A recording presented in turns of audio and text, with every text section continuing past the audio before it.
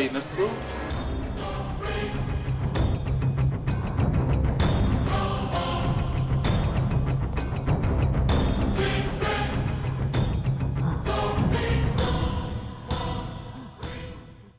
ನಾನು ಅವನ್ನ ಫಾಲೋ ಮಾಡ್ತಾ ಮಾಡ್ತಾ ಹೋಗ್ತಾ ಇದ್ದೆ. ನನ್ನ ಪೊಲೀಸ್ ಬುದ್ಧಿ ಪ್ರಕಾರ ಅವ್ರು ಯಾರೋ ಒಬ್ಬ ಪರ್ಟಿಕ್ಯುಲರ್ ಆಟೋ ಡ್ರೈವರ್ನ ಹುಡುಕ್ತಾ ಇದ್ರು. ಅದೃಷ್ಟಕ್ಕೆ ಸಿಗಾಕೊಂಡ್ಬಿಟ್ಟ. ಏನೋ ಮಾತಾಡಿದ್ರು. ಆಮೇಲೆ ಅವ್ನು ಕರ್ಕೊಂಡು ಚೆನ್ನಮ್ಮನಕೆರೆ ಇಂಟೀರಿಯರ್ ಪ್ರದೇಶಕ್ಕೆ ಹೋದ್ರು. ಇಂಟೀರಿಯರ್ ಅಂದ್ರೆ ಏನು ಅನ್ಕೊಂಡಿದ್ದೀರಾ? Slum ಮಾವಾ, slum. ಗುಡಿಸ್ಲು ಜೋಪ್ತಿಗಳಿರೋ ಜಾಗ. ಆ ಸ್ಲಮ್ಮಲ್ಲಿ ಅವಳಿಗೆ ಏನಯ್ಯ ಕೆಲಸ? ಇದೇ ಪ್ರಶ್ನೆನ ನಾನು ಯೋಚನೆ ಮಾಡಿಕೊಂಡು ಅವ್ರನ್ನ ಹಿಂಬಾಲಿಸ್ಕೊಂಡು ಹೋದಾಗ ನನಗೆ ಗೊತ್ತ ಸಂಗತಿ ಏನಪ್ಪಾ ಅಂದ್ರೆ, ಕಾವೇರಿಯವರು ನರ್ಸ್ ಒಬ್ಳನ್ನ ಹುಡುಕ್ತಾ ಇದ್ದಾರೆ ಅನ್ನೋದು. ನರ್ಸ? ಹೌದು ಮಾವ. ಅತ್ತೆಯವರು ಬಹಳ ದಿನಗಳಿಂದ ಹುಡುಕ್ತಾ ಇದ್ದ ನರ್ಸು ಬಹುಶಃ ನೆನ್ನೆ ಸಿಕ್ಕಿ ಎಸ್ಕೇಪ್ ಆಗ್ಬಿಟ್ಟಿದ್ದಾಳೆ. ಅದಕ್ಕೆ ಆ ನರ್ಸ್ ಹತ್ಕೊಂಡು ಹೋದ ಆಟೋನ ಹುಡುಕಿ ಆಟೋ ಡ್ರೈವರ್ನ ಅವಳು ಎಲ್ಲಿ ಇಳ್ಕೊಂಡು ಅಂತ ಜಾಗ ತಿಳ್ಕೊಂಡು ಆ ನರ್ಸ್ ಮನೆ ಹುಡ್ಕೋದಕ್ಕೆ ಇಡೀ ದಿನ ಅತ್ತೆಯವರು ಚೆನ್ನಮ್ಮನಕೆರೆ ಅಚ್ಚುಕಟ್ಟು ಪ್ರದೇಶ ಸಂಚಾರ ಕಾರ್ಯಕ್ರಮ ಹಮ್ಮಿಕೊಂಡಿದ್ರು. ಹುಡ್ಕಿದ್ರು ರೋಡ್ ಗಲ್ ಗಲ್ಲಿ ಮನೆ ಮನೆ. ನೀವು ಎಲೆಕ್ಷನ್ ಟೈಮ್ನಲ್ಲಿ ಮನ್ಮನೆಗೂ ಹೋಗಿ ಕೈ ಮುಗಿದು ಕೇಳ್ಕೊತೀರಲ್ಲ, ಸ್ವಾಮಿ ನನ್ಗೆ ಓಟ್ ಹಾಕಿತ್ತ, ಹಂಗೆ ಕಾವೇರಮ್ಮನವರು ಮನ್ಮನೆಗೂ ಹೋಗಿ ಕೈ ಮುಗಿದು ಏನಪ್ಪಾ ಇಲ್ಲಿ ನರ್ಸ್ ಮನೆ ಎಲ್ಲಿದ್ಯಪ್ಪ, ಏನಮ್ಮ ಇಲ್ಲಿ ನರ್ಸ್ ಮನೆ ಎಲ್ಲಿದ್ಯಮ್ಮ ಅಂತ ಸಿಕ್ಕೋರ್ನೆಲ್ಲ ಕೇಳ್ತಾ ಇದ್ರು. ಕೊನೆಗೆ ಆ ನರ್ಸ್ ಮನೆ ಸಿಕ್ಕಿ ನರ್ಸ್ ಸಿಕ್ಕಿಲ್ಲ ಅನ್ಸುತ್ತೆ.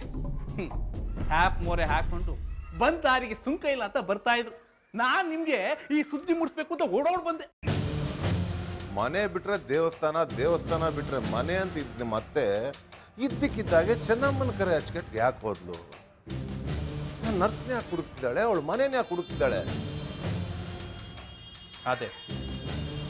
ಅದೇ ನಮ್ಮನ್ನ ಕಾಡ್ತಾ ಇರೋ ಮೊಟ್ಟ ಮೊದಲ ಕಟ್ಟ ಕಡೆಯ ಪ್ರಶ್ನೆ. ಇದಕ್ಕೆ ಉತ್ತರ ಬೇಕು ಅಂದ್ರೆ ಪತ್ತೆದಾರಿಕೆ ಮುಂದುವರಿಸಬೇಕು. ಇದಕ್ಕೆ ನಿಮ್ಮ ಸಂಪೂರ್ಣ ಸ್ವಾತಂತ್ರ್ಯ ಬೇಕು. ಕೊಡ್ತೀರೋ? ಆಯ್ತು ಜೈದು, ಗೋ ಹೆಡ್.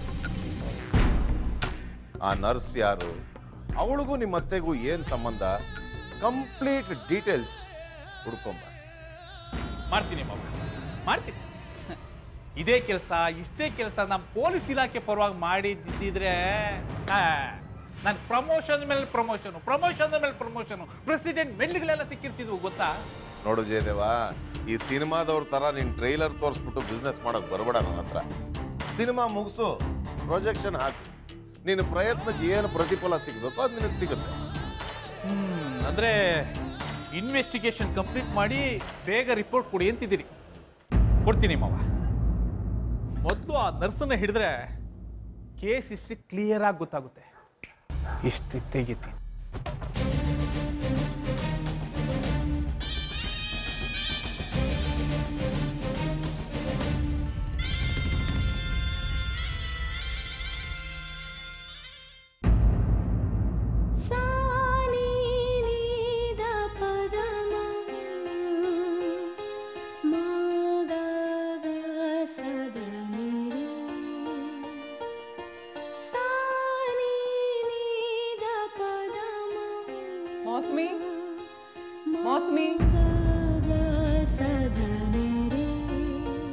ಮೌಸ್ಮಿ, ಅಡಿಗೆ ಆಯ್ತು, ತಟ್ಟೆ ಹಾಕಿ ಊಟ ಮಾಡೋಣ ಬಾ.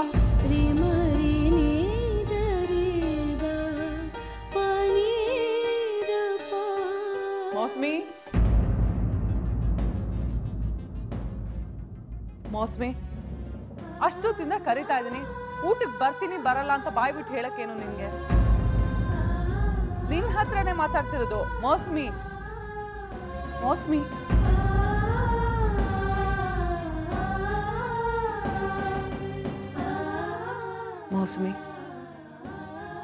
ಏನ್ ಯೋಚನೆ ಮಾಡ್ತಿದ್ಯಾ? ನೀನ್ ಇಷ್ಟಪಟ್ಟ ಹಾಗೆ ಸೂರಜ್ ಜೊತೆನೆ ನಿನ್ ಮದ್ವೆ ನಡೀತಿದೆ. ಮತ್ತೆ ಹುಡುಗಿ ನೀನು ಸಂತೋಷವಾಗಿರೋದ್ ಬಿಟ್ಟು ಯಾಕೆ ಈ ತರ ಯೋಚನೆ ಮಾಡ್ತಾ ಕೂತಿದ್ಯಾ? ಈ ಮದ್ವೆ ನಡಿಬೇಕೋ ಬೇಡವೋ ಅಂತ.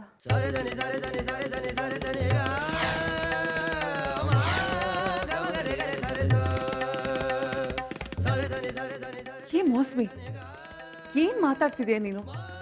ತಮಾಷೆಗೂ ಒಂದು ಮಿತಿ ಇರಬೇಕು. ಇಲ್ಲಮ್ಮ, ನಾನು ಸೀರಿಯಸ್ ಆಗಿ ಹೇಳ್ತಾ ಇದ್ದೀನಿ, ಈ ಮದುವೆ ಮಾಡ್ಕೋಬೇಕೋ ಬೇಡವಾ ಅಂತ.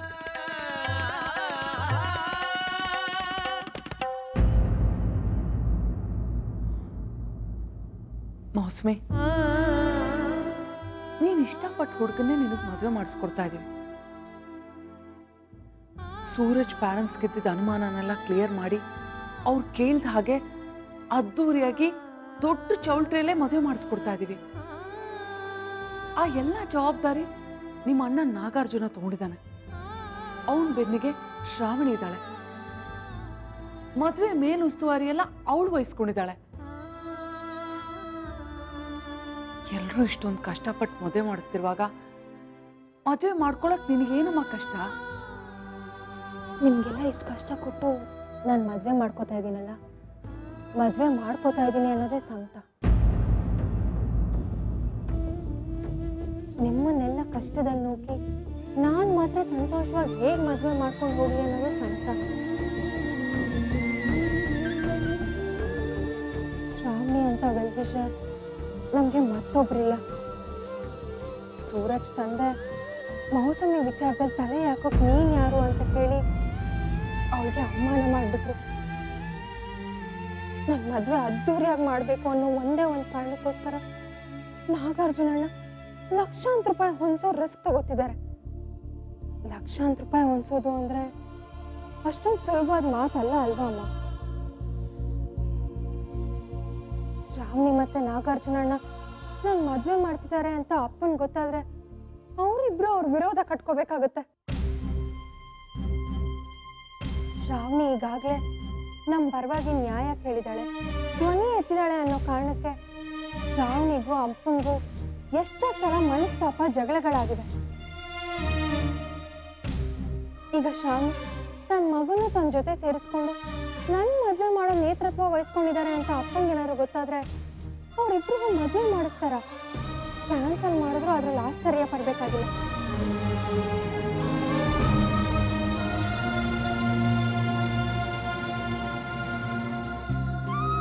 ಅಪ್ಪ ನನ್ನ ಮಗಳು ಅಂತ ಒಪ್ಕೊಂಡಿಲ್ಲ. ಅವ್ರ ಮುಂದೆ ನಿಂತು ನನ್ನ ಮದುವೆ ಮಾಡಿಸಲ್ಲ ಅನ್ನೋ ಕಾರಣಕ್ಕೆ ನೀವು ಈ ಮನೆಗೆ ಬರಬೇಡಿ, ನಿಮ್ಮ ಹಣ ಸಹಾಯ ಯಾವುದು ಬೇಡ ಅಂತ ಅವ್ರನ್ನ ಮನೆಯಿಂದ ಕಳಿಸ್ಬಿಟ್ಟೆ. ಹಾಗಾಗಿ ಅವ್ರ ದುಡ್ಡಿನ ಸಹಾಯ ನಿನಗೆ ಸಿಗೋದಿಲ್ಲ. ಅಂದಮೇಲೆ ನಿನ್ನ ಜೀವನ ಹೇಗೆ ನಡೆಯುತ್ತೆ? ನೀನು ಹೊಟ್ಟೆ ಪಾಡಿಗೆ ಏನು ಮಾಡ್ತೀಯ? ಈ ವಯಸ್ಸಲ್ಲಿ ನೀನು ದುಡಿಯೋದಕ್ಕಾಗತ್ತಾ? ದುಡ್ದು ನೀನು ಹೊಟ್ಟೆ ತುಂಬಿಸ್ಕೊಳಕ್ಕಾಗತ್ತಾ? ಇನ್ನು ನಿಮ್ಮನ್ನೆಲ್ಲ ಕಷ್ಟದಲ್ಲಿ ನೋಕಿ ಅಲ್ಲಿ ಹೇಗಮ್ಮ ನಾನು ಸೂರ್ಯದ ಜೊತೆ ಸಂತೋಷವಾಗಿರ್ಲಿ? ಇನ್ನು ನಿನ್ನ ತುತ್ತಕ್ಕೂ ದಾರಿ ಕಾಣದೆ ಕಷ್ಟಪಡ್ತಾ ಇದ್ರೆ ಅಲ್ಲಿ ನನ್ನ ಗಂಟ್ಲಲ್ಲಿ ಹೇಗಮ್ಮ ಅನ್ನ ಹಿಡಿಯುತ್ತೆ? ಅದಕ್ಕೆ ನಾನು ಮದುವೆ ಮಾಡ್ಕೋಬಾರ್ದು ಅಂತ ನಿರ್ಧಾರ ಮಾಡಿದೆ. ಮದುವೆ ಮಾಡ್ಕೊಳ್ದೆ ಇನ್ನೇನ್ ಮಾಡ್ತೀಯ? ಫಸ್ಟು ನನ್ನ ಕಾಲ ಮೇಲೆ ನಾನು ನಿಂತ್ಕೊಳ್ತೀನಿ. ಇಷ್ಟೆಲ್ಲ ಓದಿದ್ದೀನಲ್ಲ, ಯಾವುದಾದ್ರೂ ಕೆಲ್ಸಕ್ಕೆ ಸೇರಿಕೊಂಡು ನಾನು ಕಾಸು ಸಂಪಾದನೆ ಮಾಡ್ತೀನಿ. ನನ್ನ ಜೀವನಕ್ಕೆ ಶಾಶ್ವತವಾದ ದಾರಿ ಮಾಡಿ ಆಮೇಲೆ ನನ್ನ ಜೀವನದ ಬಗ್ಗೆ ಯೋಚನೆ ಮಾಡ್ತೀನಿ. ಮದುವೆ ವಿಷಯದಲ್ಲಿ ಇಷ್ಟೆಲ್ಲ ಮುಂದುವರೆದ ಮೇಲೆ ಈಗ ನೀನ್ ದಿಢೀರಂತ ಹೀಗೆಲ್ಲ ಹೇಳಿದ್ರೆ ಹೇಗಮ್ಮ? ನೋಡು, ನನ್ನ ಜೀವನ ಹೇಗೋ ಆಗುತ್ತೆ. ದುಡ್ಡು ಕೊಟ್ಮೇಲೆ ಶ್ರಾವಣಿ ನಾಗಾರ್ಜುನ ಅವರಿಬ್ಬರಿಗೂ ನಮ್ಮಿಂದ ದೂರ ಇರಕ್ ಹೇಳೋಣ. ಆಗ ಅವ್ರಿಗೂ ಮದ್ವೆಗೂ ಯಾವ ತೊಂದರೆನೂ ಆಗಲ್ಲ. ನೀನ್ ಮದ್ವೆ ಮಾಡ್ಕೊ. ಇಲ್ಲಮ್ಮ, ಈ ಮದುವೆಗೆ ನನ್ನ ಮನಸ್ಸಾಕ್ಷಿ ಒಪ್ತಾ ಇಲ್ಲ. ನಿಮ್ಮನ್ನೆಲ್ಲ ಇಲ್ಲಿ ಬಲಿ ಹಾಕಿ ನಾನಲ್ಲಿ ಹೇಗಮ್ಮ ನೆಮ್ಮದಿಯಾಗಿರ್ಲಿ? ನಾಗಾರ್ಜುನನ ಶ್ರಾವಣಿ ವಿಷಯ ಹೇಗೋ ಬಿಡ್ತೀನಿ, ಆದರೆ ನೀನು ಒಬ್ಬಳೇ ಕಷ್ಟದಲ್ಲಿ ಹೇಗಮ್ಮ ಬಿಡ್ಲಿ? ಇಲ್ಲ, ನನಗೆ ಮದುವೆ ಬೇಡ. ಅಲ್ಲ ಕಣೆ, ಇಷ್ಟೆಲ್ಲ ಅರೇಂಜ್ ಮಾಡ್ಕೊಂಡ್ಮೇಲೆ ನಾನು ಮಾಡ್ತಾ ಇದ್ದ ತಪ್ಪು ನನಗೆ ಅರ್ಥ ಆಗಿದೆ. ಮುಂದೆ ಮಾಡ್ತಿದ್ದ ತಪ್ಪನ್ನ ತಿದ್ಕೊಳ್ಳೋದಕ್ಕೆ ಒಂದು ಅವಕಾಶ ಸಿಕ್ಕಿದೆ. ಅದಕ್ಕೆ ಸಂತೋಷ ಪಡ್ತಿದ್ದೀನಿ. ದಯವಿಟ್ಟು ನನ್ನ ನಿರ್ಧಾರಕ್ಕೆ ಅಡ್ಡ ಬರಬೇಡಿ. ನೀನು ನಿರ್ಧಾರ ತಗೋಬೇಕಾಗಿರೋ ವಯಸ್ಸಲ್ಲಿ ಸರಿಯಾದ ನಿರ್ಧಾರ ತಗೊಳ್ದೆ ಜೀವನ ಪೂರ್ತಿ ಕಷ್ಟಪಡ್ತಾ ಇದೆಯಾ? ನಾನು ಹಾಗಾಗಬಾರ್ದಲ್ವಾ? ಅದಕ್ಕೆ ನಾನು ತಗೊಂಡಿರೋ ನಿರ್ಧಾರದಿಂದ ಹಿಂದೆ ಸರಿ ಅಂತ ಹೇಳ್ಬೇಡ. ನನಗೇನು ಹೇಳಬೇಕು ಅಂತಲೇ ಗೊತ್ತಾಗ್ತಾ ಇಲ್ಲ ಮೌಸುಮಿ. ನಿನ್ನೆ ಮೊನ್ನೆ ಜೀವನದ ಏರುಪೇರುಗಳನ್ನ ಎದುರ್ಸಕ್ಕಾಗದೆ ಆತ್ಮಹತ್ಯೆ ಮಾಡ್ಕೊಳಕ್ ಹೊರಟವಳು ನೀನು. ಆದರೆ ಇವತ್ತು ಎಷ್ಟೊಂದು ಬದಲಾವಣೆ, ಎಷ್ಟೊಂದು ಜೀವನೋತ್ಸಾಹ, ಎಷ್ಟೊಂದು ಪ್ರಬುದ್ಧತೆ. ತಪ್ಪುಗಳಿಂದ ಪಾಠ ಕಲಿಬೇಕಲ್ವಾ ಅಮ್ಮ? ತಪ್ಪು ಮೇಲೆ ತಪ್ಪು ಮಾಡ್ತಾನೆ ಇದ್ರೆ, ಮಾಡಿದ ತಪ್ಪುಗಳನ್ನ ಮಾಡ್ತಾ ಇದ್ರೆ ನಾವು ಹೇಗೆ ಮನುಷ್ಯರಾಗ್ತೀವಿ? ಹಾಗಂತ ನನಗೋಸ್ಕರ ನಿನ್ನ ಜೀವನನ ನಾನೇನು ಶಾಶ್ವತವಾಗಿ ಇಲ್ಲೇ ಇರ್ತೀನಿ, ಮದುವೆನೂ ಮಾಡ್ಕೊಳ್ದೆ ನಿನ್ನ ಸೇವೆ ಮಾಡ್ತೀನಿ ಅಂತ ಹೇಳ್ತಾ ಇಲ್ಲ. ನಿನ್ನ ಜೀವನಕ್ಕೊಂದು ಶಾಶ್ವತವಾದ ದಾರಿ ಮಾಡಿ ಆಮೇಲೆ ನಾನು ಮದುವೆ ಮಾಡ್ಕೋತೀನಿ ಅಂತ ಹೇಳ್ತಿದ್ದೀನಿ. ಆದ್ರೆ ಅಲ್ಲಿ ತನಕ ಸೂರಜ್ ನಿನಗೋಸ್ಕರ ಕಾಯ್ಬೇಕಲ್ಲ. ಸೂರಜ್ ಕಾಯ್ಲಿಲ್ಲ ಅಂದ್ರೆ ಇನ್ನು ಯಾರೋ ಒಬ್ಬ ನನಗೋಸ್ಕರ ಇರ್ತಾನೆ. ನೀನು ನಿಂತವನೇ ಬೇಕು ಅಂತ ಹಠಕ್ಕೆ ಬಿದ್ದಿದ್ದಕ್ಕೆ ತಾನೆ ನಿನ್ನ ಜೀವನ ಹೀಗಾಗಿದ್ದು. ನನಗೆ ನೀನು ಮುಖ್ಯ ಅಲ್ಲ.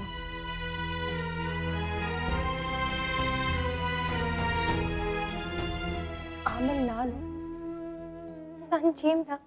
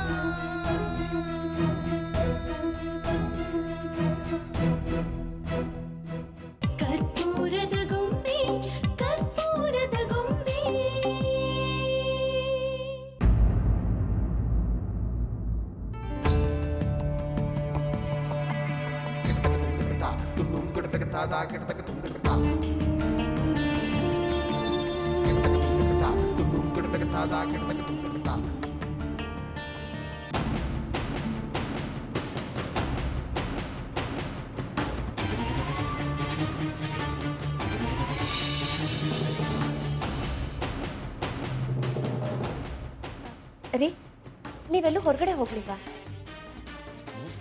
ಇಲ್ಲ, ಹೊರಗಡೆ ಹೋಗಿ ಮಾಡ್ಕೊಂಬರುವಂಥ ಯಾವ ಘನಾಂಧಾರಿ ಕೆಲಸನೂ ನನಗೆ ಇರಲಿಲ್ಲ.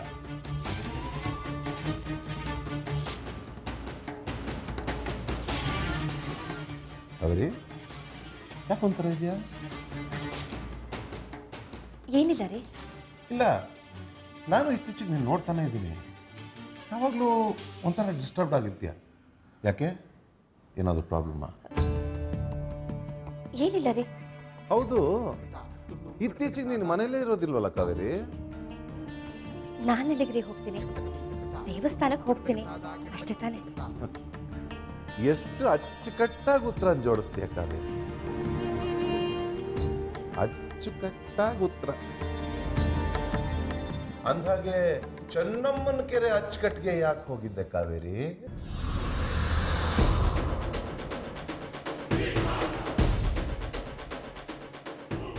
ನಾನು ಚೆನ್ನಮ್ಮನ ಕೆರೆ ಅಚ್ಚುಕಟ್ಟಿಗೆ ಹೋಗಿರ್ಲಿಲ್ಲ. ಹಾ, ಹೋಗಿದ್ದೆ ರೀ.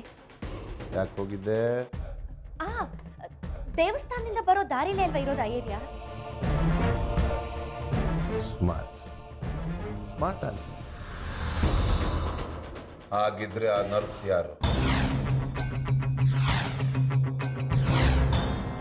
ನೀನು ಚೆನ್ನಮ್ಮನ ಕೆರೆ ಅಚ್ಚುಕಟ್ಟಲ್ಲಿ ಹುಡುಕ್ತಾ ಇದ್ದಲ್ಲ ಆ ನರ್ಸ್ ಯಾರು? ಅಂದ್ರೆ ನೀವು ನನ್ನೆಲ್ಲ ಹಿಂಬಾಲಿಸ್ತಾ ಇದ್ದೀರಾ? ನನ್ನನ್ನು ಫಾಲೋ ಮಾಡಕ್ಕೆ ಅಂತ ಗೂಢಚಾರನ ಬಿಟ್ಟಿದ್ದೀರಾ? ಬಿಡ್ಬೇಕಾಗಿತ್ತು. ಯಾವತ್ತು ನೀವು ಹೆಂಗಸರೆಲ್ಲ ಸೇರ್ಕೊಂಡು ನನ್ನ ವಿರುದ್ಧ ಪಿತೂರಿ ಹೊಡೆದ್ರ ಆವತ್ತೇ ಗೂಢಾಚಾರನ ನಿನ್ನ ಹಿಂದೆ ಬಿಡ್ಬೇಕಾಗಿತ್ತು. ಏನ್ ಮಾಡೋದು? ಬಿಡ್ಲಿಲ್ಲ. ಗೂಢಾಚಾರರನ್ನ ನಿನ್ನ ಹಿಂದೆ ಬಿಡದೆ ಈ ವಿಷಯ ನನಗೆ ಹೇಗೆ ಗೊತ್ತಾಯ್ತು ಅಂತ ಯೋಚನೆ ಮಾಡ್ತಾ ಇದೆಯಾ ಕಾವೇರಿ? ನೀನು ಮಿನಿಸ್ಟರ್ ಹೆಂಡತಿ ಬೀದಿ ಗಲ್ಗಲ್ಲಿ ಅಲಿತಿದ್ರೆ ಯಾರು ನೋಡದೆ ಇರ್ತಾರ? ಯಾರ ಕಣ್ಗೋ ಬಿದ್ದಿರುತ್ತೆ, ಫೋನ್ ಮಾಡಿ ಹೇಳಿರ್ತಾರೆ. ನನ್ನ ಪ್ರಶ್ನೆಗೆ ಉತ್ತರ ಬರಲಿಲ್ಲ. ಯಾರ ನರ್ಸ್? ನಿನಗೂ ಅವಳಿಗೆ ಏನ್ ಸಂಬಂಧ? ಅವಳನ್ನ ಹುಡ್ಕೊಂಡು ನೀನ್ ಯಾಕೆ ಬೀದಿ ಬೀದಿ ಗಲ್ಲಿ ಅಲಿತಾ ಇದ್ಯಾ? ನನಗೆ ಉತ್ತರ ಬೇಕು. ನಾನ್ ನಿನ್ನ ಉತ್ತರಕ್ಕೋಸ್ಕರ ಕಾಯ್ತಾ ಇದ್ದೀನಿ ಕಾವೇರಿ. ಆ ನರ್ಸು ನನಗೆ ಪರಿಚಯ ಇರೋಳೆ ರೀ, ನನ್ನ ಕ್ಲಾಸ್ಮೇಟು.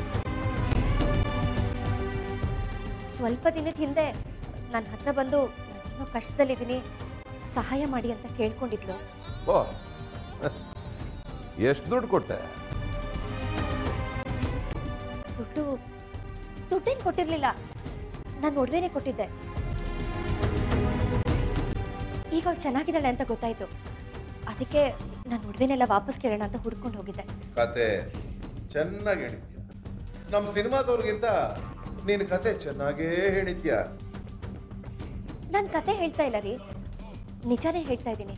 ನಿಜ ಒಪ್ಕೊಳ್ತೀನಿ, ನೀನು ಹೇಳೋದೆಲ್ಲ ನಿಜ ಅಂತ ಒಪ್ಕೊಳ್ತೀನಿ. ಎಲ್ಲಿ ತನಕ ನಿನ್ನ ಕೈಗೆ ಸಿಗದೆ ಇರೋ ಆ ನರ್ಸು ನನ್ನ ಕೈಗೆ ಸಿಗೋ ತನಕ. ಕಾವೇರಿ, ಆ ಮಾಂಗಲ್ಯದ ಸರ ಬಿಟ್ಟು ನಿನ್ನ ಹತ್ರ ಇರೋ ಒಡವೆ ದುಡ್ಡೆಲ್ಲ ತಂದು ನನ್ನ ಲಾಕರ್ಲಿಡು. ನಿನ್ಗೇನಾದ್ರೂ ದಾನ ಮಾಡಬೇಕು ಅಂತ ಅನ್ಸಿದ್ರೆ ನಾನು ಕೇಳು, ನಾನು ಕೊಟ್ರೆ ತಗೋ. ಆ ನರ್ಸ್ ನನ್ನ ಕೈಗೆ ಸಿಕ್ಕಿ ಸತ್ಯ ಏನು ಅಂತ ಗೊತ್ತಾಗ್ಲಿ. ನಿನ್ನ ಹಬ್ಬ ಮಾರಿ ಹಬ್ಬ.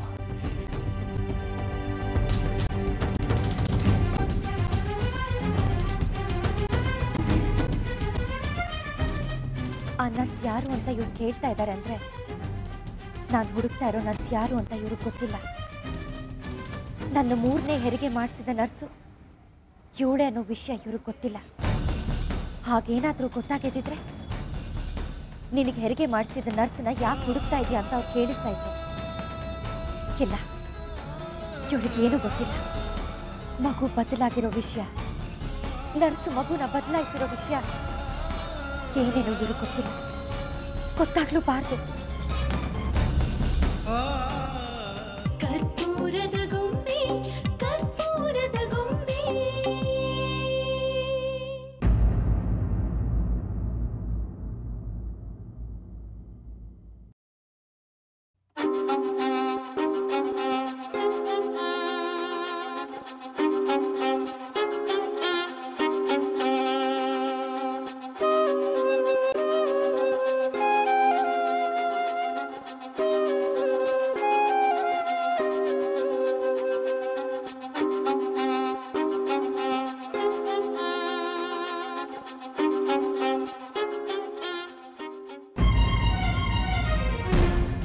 ಅಮ್ಮೋರೆ, ಅಮ್ಮೋರೆ,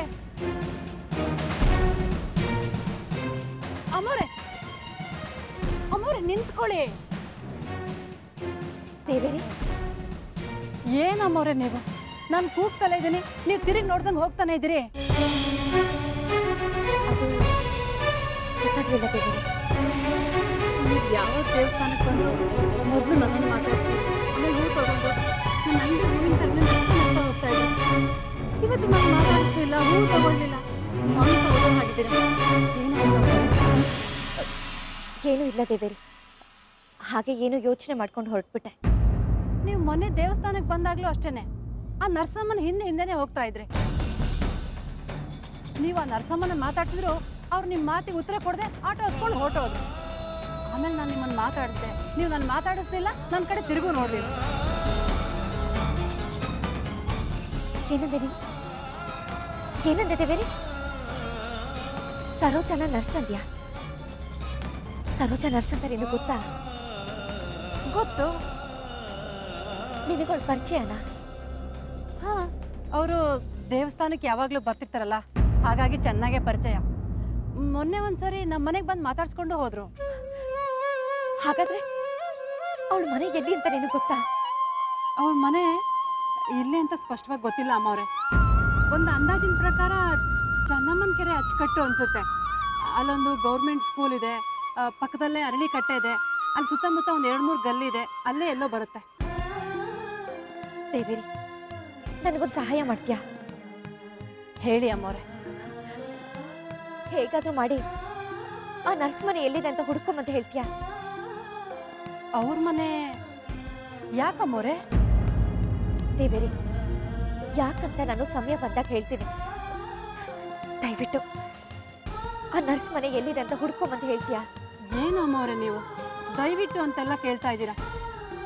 ನಿಮಗೇನು ನರ್ಸ್ ಮನೆ ಹುಡ್ಕೊಡ್ಬೇಕು ಅಷ್ಟೇ ತಾನೇ? ಹುಡ್ಕೊಂಡು ಬರ್ತೀನಿ, ನೀವು ಅನ್ನಿ. ಬೇಕಾದ್ರೆ ಆ ನರ್ಸ್ನ ಕರ್ಕೊಂಡು ನಿಮ್ಮ ಮನೆಗೆ ಬಂದ್ಬಿಡ್ತೀನಿ. ಅಯ್ಯೋ, ನಮ್ಮನೆಗ? ಬೇಡ ಬೇಡ, ಅವಳಿಗೆ ನನ್ನ ವಿಷಯ ಏನು ಹೇಳ್ಬೇಡ. ಅವಳ ಮನೆ ಎಲ್ಲಿದೆ ಅನ್ನೋದನ್ನ ಮಾತ್ರ ತಿಳ್ಕೊಂಡು ಬಂದು ಹೇಳು. ಅಮ್ಮವ್ರೆ, ನೀವೇನು ಯೋಚನೆ ಮಾಡಬೇಡಿ. ನಿಮ್ಮ ಕೆಲಸ ಆಯ್ತು ಅಂತ ತಿಳ್ಕೊಳ್ಳಿ. ಈಗಲೇ ಅವ್ರ ಏರಿಯಾಗೆ ಹೋಗಿ ನರ್ಸ್ ಮನೆ ಎಲ್ಲಿದೆ ಅಂತ ತಿಳ್ಕೊಂಡು ನಿಮಗೆ ಫೋನ್ ಮಾಡ್ತೀನಿ. ಥ್ಯಾಂಕ್ ಯು ದೇವೇರಿ, ನಾನೇನು ಬರ್ತೀನಿ. ಅಮ್ಮವ್ರೆ, ದೇವ್ರ ದರ್ಶನ ಮಾಡೋದಿಲ್ವಾ? ದೇವ್ರ ದರ್ಶನ? ಹಾಂ ದೇವೇರಿ, ನೀನೇನಾದರೂ ಆ ನರ್ಸ್ ಮನೆ ಹುಡುಕೊಟ್ರೆ ದೇವ್ರಿಗೆ ಪಲ್ಲಕ್ಕಿ ಉತ್ಸವನೇ ಮಾಡಿಸ್ಬಿಡ್ತೀನಿ. ದೇವೇರಿ, ಆ ನರ್ಸ್ ಮನೆ ನಾವು ಹುಡುಕೊಡೋದು ಮಾತ್ರ ಮರಿಬೇಡ. ನಾನಿನ್ ಬರ್ತೀನಿ.